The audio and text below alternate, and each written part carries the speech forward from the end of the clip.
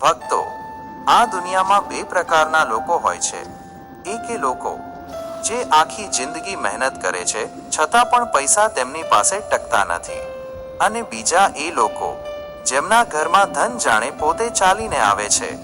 શું તમે ક્યારેય વિચાર્યું છે કે આવું કેમ થાય છે? શું ખરેખર પ્રકૃતિમાં એવી કોઈ ગુપ્ત શક્તિ છુપાયેલી છે જે માણસનું ભાગ્ય બદલી શકે? આજે હું તમને એવી જ એક રહસ્યમય વાત જણાવવાનો છું. એક એવો ગુપ્ત ઉપાય જેના વિશે બહુ ઓછા લોકોને ખબર છે, અને જે લોકો જાણે છે તેઓ પણ આ રહસ્ય કોઈને સહેલાઈથી કહેતા નથી.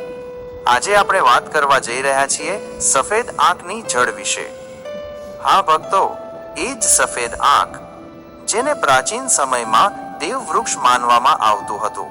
કહેવાય છે કે જો આ છોડની જડ યોગ્ય રીતથી ઘરમાં લાવવામાં આવે તો ઘરનું દુર્ભાગ્ય ધીમે ધીમે દૂર થવા લાગે છે, ઘરમાં સકારાત્મક ઉર્જા વધે છે અને માણસના અટકેલા કામો પણ પૂર્ણ થવા લાગે છે. પણ અહીં સૌથી મોટું રહસ્ય એ છે કે આ જડને લાવવાની રીત સામાન્ય નથી. જો કોઈ વ્યક્તિ ઉતાવળમાં અથવા ખોટી રીતે આ જડને ઘરમાં લાવે તો તેને કોઈ લાભ મળતો નથી. તેથી આજનો આ વિડિયો અંત સુધી જરૂર જોતા રહેજો, કારણ કે આજે હું તમને માત્ર એક કથા નહીં પણ પ્રાચીન માન્યતાઓ સાથે જોડાયેલું એક એવું રહસ્ય જણાવવાનો છું જે કદાચ તમારું જીવન જોવાની દ્રષ્ટિ જ બદલી નાખે. ભક્તો, સૌથી પહેલા આપણે સમજીએ કે આખરે આ સફેદ આંખ શું છે. સામાન્ય રીતે ગામડાઓમાં જૂના ખંડેરો પાસે અથવા સુકાઈ ગયેલી જમીન પર આ છોડ જોવા મળે છે. ઘણા લોકો તેને સામાન્ય છોડ માનીને અવગણના કરી દે છે, પણ પ્રાચીન તંત્ર અને વાસ્તુમાં આ છોડને વિશેષ સ્થાન આપવામાં આવ્યું છે. કહેવાય છે કે ભગવાન શિવને આ છોડ ખૂબ પ્રિય છે, અને કેટલાક ગ્રંથોમાં તો તેને ગણેશજીનું પ્રતીક પણ માનવામાં આવ્યું છે. સામાન્ય આંખના ફૂલોમાં જાંબલી અથવા હળવો ગુલાબી રંગ જોવા મળે છે, પણ અસલી સફેદ આંખના ફૂલ એકદમ સફેદ હોય છે, જાણે બરફના ટુકડા જેવા. તેની પાંદડીઓ મોટી, જાડી અને થોડું ચીકણું સ્પર્શ ધરાવતી હોય છે, અને જ્યારે તેની ડાળ તોડવામાં આવે ત્યારે તેમાંથી દૂધ જેવો સફેદ રસ નીકળે છે. જૂના સમયમાં લોકો માનતા કે આ છોડમાં એક વિશેષ પ્રકારની કુદરતી શક્તિ હોય છે જે આસપાસની નકારાત્મક ઉર્જાને શોષી લે છે, અને કદાચ એ જ કારણ છે કે ઘણા સાધુઓ, તપસ્વીઓ અને તાંત્રિકો આ છોડને ખાસ માનતા હતા. ભક્તો, એક પ્રાચીન લોકકથા અનુસાર હજારો વર્ષ પહેલા એક નાનું રાજ્ય હતું. તે રાજ્યનો રાજા ખૂબ જ શક્તિશાળી હતો, પણ છેલ્લા કેટલાક વર્ષોથી તેના રાજ્યમાં સતત દુર્ભાગ્ય વધતું જતું હતું. રાજ્યમાં દુષ્કાળ પડ્યો, અનાજ ખૂટવા લાગ્યું, લોકો બીમાર પડવા લાગ્યા, અને ધીમે ધીમે આખું રાજ્ય ગરીબી તરફ ધકેલાઈ રહ્યું હતું. રાજાએ મોટા મોટા વિદ્વાનોને બોલાવ્યા, યજ્ઞ કરાવ્યા, દાન કરાવ્યું, પણ કંઈ બદલાવ આવ્યો નહીં. એક દિવસ રાજ્યમાં એક વૃદ્ધ સાધુ આવ્યા. તેમણે રાજાને કહ્યું, તમારા રાજ્યની જમીન પર નકારાત્મક ઉર્જાનો પ્રભાવ વધી ગયો છે. જો આ સ્થિતિ બદલવી હોય તો પ્રકૃતિની એક વિશેષ શક્તિને જગાડવી પડશે. રાજાએ પૂછ્યું, મહારાજ, એ શક્તિ શું છે? સાધુ સ્મિત કરીને બોલ્યા, સફેદ આંખ. સાધુએ રાજાને એક ખાસ વિધિ જણાવી.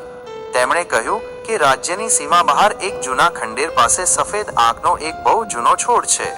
જો યોગ્ય દિવસે તેની જડ લાવીને રાજમહેલમાં સ્થાપિત કરવામાં આવે તો રાજ્યમાં ફરી સમૃદ્ધિ આવી શકે છે. રાજાએ પોતાના સૈનિકોને ત્યાં મોકલ્યા, પણ સાધુએ એક ખાસ ચેતવણી આપી, આ જડને લોભ, અહંકાર અથવા મજાકમાં હાથ ન લગાડશો, કારણ કે પ્રકૃતિ માત્ર શુદ્ધ મનવાળા માણસને જ આશીર્વાદ આપે છે. પછી એક શુભ દિવસે રાજા પોતે ત્યાં ગયા. તેમણે પહેલા એ છોડને નમન કર્યું, પાણી અર્પણ કર્યું અને પ્રાર્થના કરી. આગલા દિવસે સૂર્યોદય પહેલા રાજાએ ખૂબ શાંતિથી એ જડ બહાર કાઢી અને લાલ કપડામાં લપેટીને રાજમહેલમાં લઈ આવ્યા.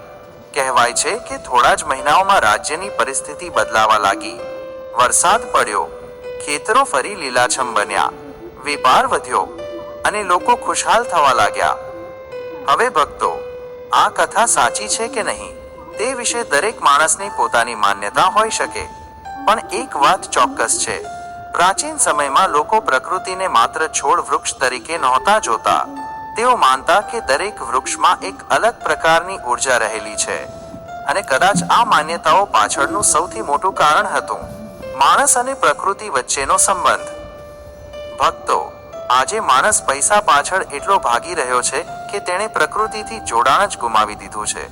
પણ યાદ રાખજો, પ્રકૃતિ પાસે એવી શક્તિ છે જે માણસના મનને શાંતિ આપી શકે છે અને જ્યારે મન શાંત થાય છે ત્યારે જ સાચી સમૃદ્ધિ જીવનમાં પ્રવેશ કરે છે.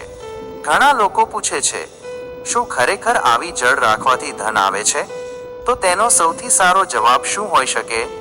જો માત્ર એક જળ રાખવાથી માણસ કરોડપતિ બની જતો હોત તો દુનિયામાં કોઈ ગરીબ ન રહેત.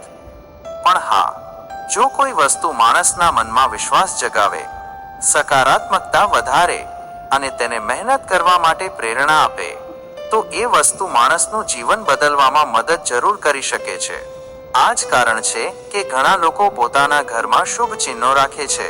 કોઈ ગણેશજીની મૂર્તિ રાખે છે, કોઈ તુલસીનું વૃક્ષ રાખે છે, કોઈ રુદ્રાક્ષ પહેરે છે, કારણ કે આ બધું માણસને અંદરથી મજબૂત બનાવે છે. સફેદ આંખની જળ સાથે પણ આવું જ માનવામાં આવે છે. જૂની માન્યતાઓ અનુસાર આ જળને લાવતા પહેલા એક દિવસ પહેલા છોડને આમંત્રણ આપવામાં આવતું. લોકો પાણી, ચોખા અને લાલ દોરો લઈને જતા અને પ્રાર્થના કરતા, હે પ્રકૃતિ શક્તિ, મારા ઘરમાં સુખ, શાંતિ અને સમૃદ્ધિ લાવજો. પછી બીજા દિવસે સવારમાં ખૂબ શાંતિથી એ જળ કાઢવામાં આવતી. ઘણા લોકો માનતા કે જળ કાઢતી વખતે પાછળ વળીને જોવું નહીં, કારણ કે આ ક્રિયાને ધ્યાન અને વિશ્વાસ સાથે જોડવામાં આવતી હતી. અને સૌથી ખાસ વાત, જળને જમીન પર ન મૂકવી. કહેવાય છે કે જળને સીધા સ્વચ્છ કપડામાં જ રાખવી જોઈએ. ભક્તો, આવી ઘણી માન્યતાઓ ભારતમાં સદીઓથી ચાલી આવી છે. પણ આજે જરૂરી શું છે? આ બધું સમજદારીથી જોવું. કારણ કે કોઈ પણ આધ્યાત્મિક ઉપાયનું સૌથી મોટું રહસ્ય મન છે. જો મનમાં ડર હશે તો કોઈ ઉપાય કામ નહીં કરે, અને જો મનમાં વિશ્વાસ હશે તો મુશ્કેલ સમયમાં પણ માણસ હિંમત નહીં હારે. એક વખત એક વેપારી હતો. તેનો ધંધો સતત નુકસાનમાં જઈ રહ્યો હતો. દેવો વધી ગયા હતા, ઘરમાં રોજ ઝઘડા થતા અને તે માનસિક રીતે સંપૂર્ણ તૂટી ગયો હતો. એક દિવસ તે ગામ બહાર બેઠો હતો. ત્યારે એક વૃદ્ધ માણસ તેની પાસે આવ્યા. તેમણે પૂછ્યું, બેટા, એટલો દુઃખી કેમ છે? વેપારીએ પોતાની આખી પરિસ્થિતિ કહી. વૃદ્ધે કહ્યું, જીવનમાં પૈસા કરતાં પણ મોટું કંઈક હોય છે. વેપારી બોલ્યો, મારા માટે હવે પૈસા જ બધું છે. વૃદ્ધ સ્મિત કરીને બોલ્યા, ના, સૌથી મોટી વસ્તુ છે વિશ્વાસ. પછી તેમણે વેપારીને સફેદ આંખની જળ વિશે જણાવ્યું. વેપારીએ શ્રદ્ધા સાથે એ વિધિ કરી. પણ અહીં સૌથી મહત્વની વાત શું હતી જાણો છો? જળ લાવ્યા પછી તેણે પોતાના જીવનમાં પણ બદલાવ લાવ્યો. તે વહેલા ઉઠવા લાગ્યો, મહેનત વધારી, લોકો સાથે સારો વ્યવહાર કરવા લાગ્યો અને ધીમે ધીમે તેનો વેપાર ફરી ઊભો થવા લાગ્યો. લોકો કહેવા લાગ્યા, આ બધું જળનો ચમત્કાર છે. પણ હકીકતમાં શું હતું? જળે તેના મનમાં વિશ્વાસ જગાવ્યો હતો અને વિશ્વાસે તેને બદલ્યો હતો. આ જ સાચું રહસ્ય છે. ભક્તો, દુનિયામાં કોઈ પણ વસ્તુ મહેનત વગર ફળ આપતી નથી. ભગવાન પણ એની જ મદદ કરે છે જે માણસ પોતે પ્રયત્ન કરે છે. જો કોઈ માણસ આખો દિવસ આળસ કરે અને પછી માત્ર કોઈ ચમત્કારની રાહ જુએ તો જીવનમાં ક્યારેય સફળતા નહીં મળે. સફેદ આંખની જળ હોય અથવા કોઈ પણ આધ્યાત્મિક ઉપાય, તે માત્ર એક પ્રેરણા બની શકે છે.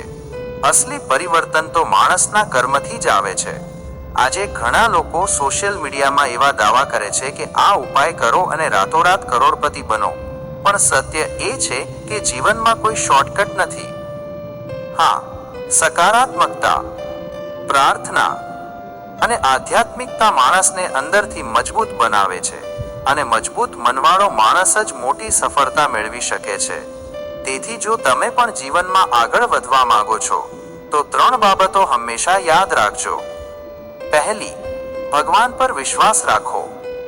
બીજી, પ્રકૃતિનો સન્માન કરો. અને ત્રીજી, પોતાની મહેનત ક્યારેય છોડશો નહીં. ભક્તો, સફેદ આંખની આ કથા માત્ર એક છોડની વાત નથી. આ કથા છે વિશ્વાસની, આશાની અને માણસની અંદર છુપાયેલી શક્તિની. જ્યારે માણસ તૂટી જાય છે ત્યારે તેને કોઈ એવી વસ્તુની જરૂર પડે છે જે તેને ફરી ઊભું થવાની હિંમત આપે. અને કદાચ આ જ કારણ છે કે પ્રાચીન સમયમાં લોકો આવા પ્રતીકોને મહત્વ આપતા હતા, કારણ કે તેઓ જાણતા હતા કે મન જીતી લો તો દુનિયા જીતી શકાય છે. તેથી ભક્તો, જો ક્યારેય જીવનમાં તમને લાગે કે બધું સમાપ્ત થઈ ગયું છે તો હાર માનશો નહીં, કેમ કે કદાચ પ્રકૃતિ તમારી માટે કોઈ નવું દ્વાર ખોલવાની તૈયારી કરી રહી હશે. અને યાદ રાખજો, દરેક અંધારી રાત પછી સવાર જરૂર આવે છે. જો તમને આ રહસ્યમય અને આધ્યાત્મિક વાતો ગમે છે તો વિડીયોને લાઈક કરો, શેર કરો અને જીટી ગુજરાતી ચેનલને સબસ્ક્રાઇબ કરવાનું ભૂલતા નહીં. જય શ્રી ગણેશ.